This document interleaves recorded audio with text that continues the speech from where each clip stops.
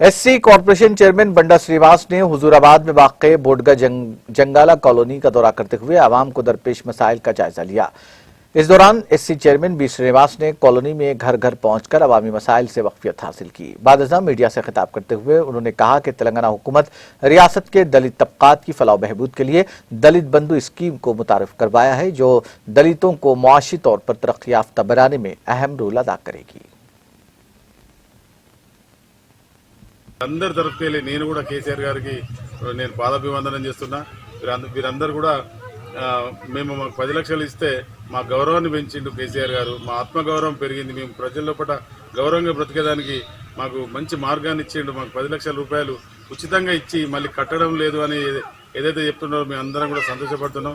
ఈ 10 లక్షలతోటి మా జీవితాలను మార్చుకుంటాం, మా పిల్లల్ని కూడా మేము మంచి మార్గంలో చదివించుకుంటామని చెప్పి వీళ్ళందరూ ఆశాభావం వ్యక్తం చేస్తున్నారు। వీరందరూ కూడా పేరు పేరున కృతజ్ఞతలు తెలుపుకుంటూ, ముఖ్యంగా ఈ ఇన్ని సంవత్సరాలు 70 సంవత్సరాల నుంచి ఏ నాయకుడు కూడా ఆలోచించని విధంగా ఈ नाज़रीन, हमारे टीटीवी न्यूज़ को सब्सक्राइब करिए, बेल आइकॉन को प्रेस करिए, शेयर करिए और लाइक करना ना भूलें। और किसी एडवर्टाइजमेंट से मुताल्लिक़ जानकारी के लिए हमारे इस नंबर पर कांटेक्ट कीजिए। हमारा नंबर है 9550102020।